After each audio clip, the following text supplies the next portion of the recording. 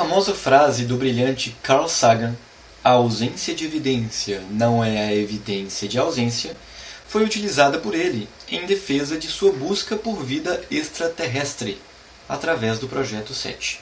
Mas, infelizmente, temos que admitir que essa frase foi um tiro no pé, uma vez que ela se aplica a qualquer coisa que se queira defender, como, por exemplo, a inexistência de Deus. Será que isso é um tiro no pé mesmo? Vamos pensar.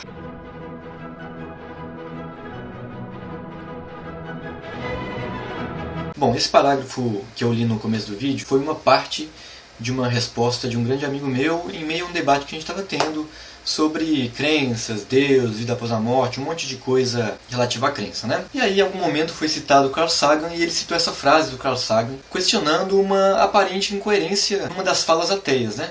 Que, por um lado, o Carl Sagan ele falou essa frase, a ausência de evidência não é evidência de ausência, se referindo ao fato de que até hoje a gente não achou nenhum extraterrestre, mas que para ele, como astrônomo, isso não é uma evidência de que os extraterrestres não existem. E essa frase incomodou esse meu amigo pelo fato de o Carl Sagan ter usado essa frase para dizer que os ETs podem existir, mas que ele não usa essa mesma frase para dizer que Deus também pode existir. Tem ateu que afirma que ET pode ser que exista, mas que ao mesmo tempo afirma que Deus não existe. E isso incomodou meu amigo. Falei, como pode ser?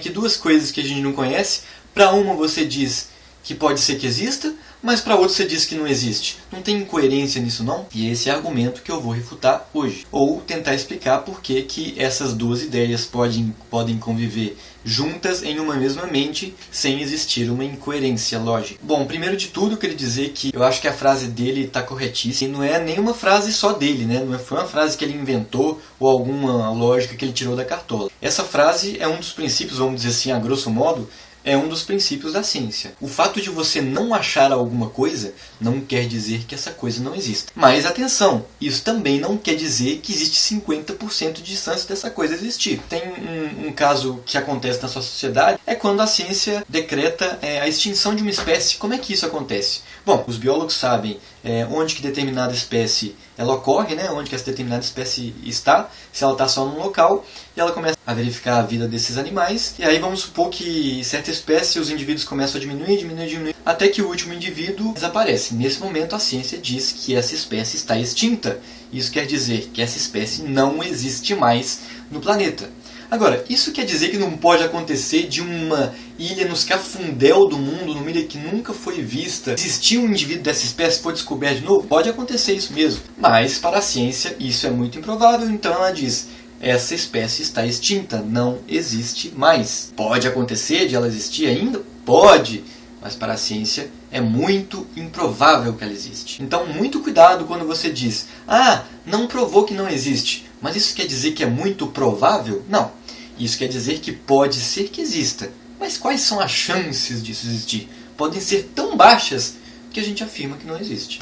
Diego, ok, mas você ainda não disse por que então você acha mais provável acreditar em ETs do que acreditar em Deus. Não é a mesma coisa, não? Que a chance de ETs existirem é maior do que a de Deus existir. E eu vou explicar por que eu acho um mais provável de existir do que o outro. Para falar sobre isso, eu gostaria de falar alguns números, não vou entrar em detalhes. Os números eu peguei de uma palestra do Mário Cortella, uma palestra que chama Você Sabe Com Quem Você Está Falando? É uma palestra muito famosa, o link está aqui na descrição do vídeo. E eu também peguei alguns dados de um vídeo que fala sobre a teoria da origem da vida, também vai estar aqui na descrição. Bem, sobre os números que eu peguei da primeira palestra, nós sabemos, ou a ciência sabe até então, o nosso universo, a ciência entende que existe já há aproximadamente 15 bilhões de anos, e o planeta Terra existe há aproximadamente 4,5 bilhões de anos. E a nossa Terra está numa galáxia chamada Via Láctea, e só essa galáxia tem cerca de 100 bilhões de estrelas. E essa galáxia é só umazinha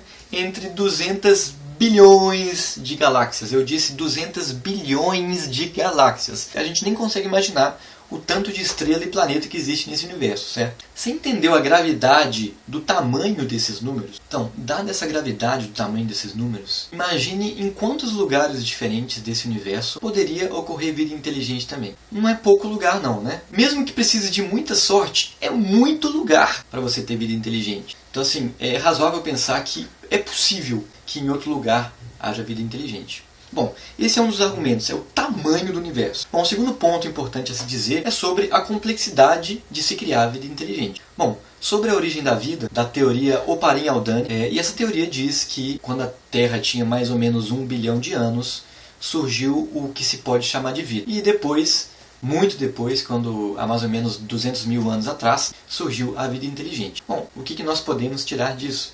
Podemos tirar pelo menos uma vez no universo todo, ocorreu de acontecer vida inteligente. Por mais improvável que isso possa ser, isso aconteceu pelo menos uma vez. Demorou muito tempo para acontecer? Demorou. Mas isso aconteceu, por mais improvável que isso possa parecer. De fato, é uma coisa difícil, demanda muito tempo, demanda muita seleção natural, demanda algumas condições muito favoráveis lá no começo do planeta Terra. Mas aconteceu. Nós temos evidência de que isso aconteceu, pelo menos uma vez. Então, nós temos dois pontos importantes. Primeiro, nós temos um espaço amostral gigantesco e que está se expandindo, que é o universo. É gigantesco e a gente quase não conhece ele todo, quer dizer, a gente quase não conhece nada dele ainda.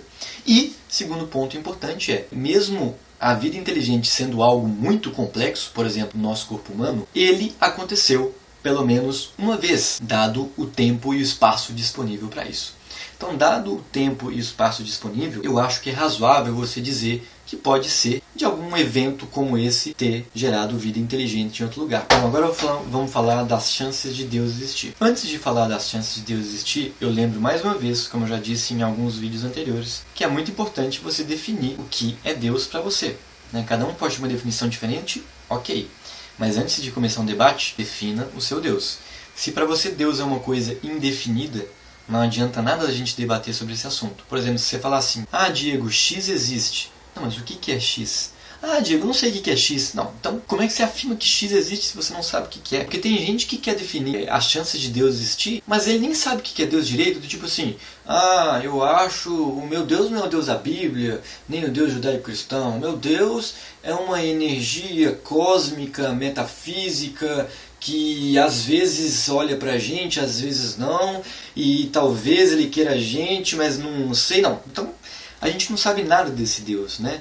Se esse Deus está completamente indefinido, é que nem falar de X, né? Esse Deus para mim é X. Né? X existe? O que é X? Então, se seu X é indefinido, se acredita num Deus indefinido, ok, mas ele está indefinido. Então, eu não estou falando desse Deus. Na maioria das vezes, quando eu falo de Deus, eu estou falando do Deus judaico-cristão, que é o mais presente na nossa sociedade, é o que a gente imagina que está lá olhando pra gente, que sabe tudo que a gente pensa, que quer que a gente creia nele, que gosta quando a gente vai na igreja. É desse Deus que eu estou falando. Bem, então o Deus judaico-cristão é um ser, ou é algo, que fez uma coisa muito complexa. Ele criou o universo e todas as coisas que estão no universo. As árvores, a atmosfera, as 200 bilhões de galáxias com 100 bilhões de estrelas cada, e inclusive a vida ou as vidas inteligentes desse universo. Ou seja, se a gente sabe que nós somos complexos, nós somos coisas complexas, pois imagine o criador da vida inteligente. Ele tem que ser infinitamente mais complexo para ter conseguido criar a gente. Você concorda? Se ele criou tudo isso, ele não só criou a vida inteligente, ele criou tudo. Isso é muito complexo. Deus é algo extremamente complexo. Então, se a gente pudesse pesar a probabilidade de uma vida complexa existir, de vida inteligente existir, ETs, de uma coisa infinitamente mais complexa de existir, que é Deus, qual que fica mais fácil de existir? Bom, as coisas que são menos complexas são mais prováveis de existir, você não concorda? Então, Deus aqui está mais difícil de existir. Porque não é que ele é um pouquinho mais complexo, ou que ele é questionavelmente um pouquinho mais complexo. Ele é muito mais complexo do que os ETs, muito mais. Porque além de ele ter criado os ETs e nós, ele criou todo o resto e continua olhando para isso tudo. Isso já é mais improvável, pelo menos para nós, homens racionais, isso é completamente improvável. Como se isso já não bastasse, se a gente pudesse pesar um outro argumento separado a respeito deles, que foi o segundo que eu disse, para o caso de vida inteligente, nós temos uma evidência, que é um fato concreto, de que a vida inteligente existe, ela aconteceu pelo menos uma vez, que somos nós. Isso é um ponto, é uma evidência a favor. Já quanto à existência de Deus, quantas evidências nós temos de que isso existe, quantos deuses já foram detectados no universo e 0. Bom, esses são basicamente os argumentos que me levam a crer que é razoável acreditar que existe vida inteligente fora do planeta Terra, mas não é nada razoável acreditar que Deus existe. As probabilidades são remotas. Bom, e para terminar esse vídeo, eu poderia até chamar isso de um resumo do meu vídeo. Eu gostaria de terminar com uma frase do próprio Carl Sagan: alegações extraordinárias exigem evidências extraordinárias. Então assim, vida inteligente é uma coisa extraordinária e exige alegações extraordinárias, como a existência do universo há 14 bilhões de anos, mais de 200 bilhões de galáxias com 100 bilhões de estrelas. E isso são evidências extraordinárias que estão sendo descobertas, né? Essas evidências estão sendo descobertas. Então, é uma alegação extraordinária, mas que está tendo descobertas extraordinárias. E já para o caso de Deus, é uma alegação muito mais extraordinária, que exige evidências muito mais extraordinárias. E nós nem começamos a mostrar essas alegações. Bom, é isso aí. Fica a dica então, não se assuste tanto se você vir um ET por aí. Já se você vir Deus, pode se assustar bastante, hein? Um abraço e até a próxima. Se você vir um ET, pegue sua pior câmera, tire uma foto e dê um joinha no vídeo pra eu ficar sabendo se você viu um ET, né? E também favorita o vídeo aí e se inscreve no canal. Até a próxima.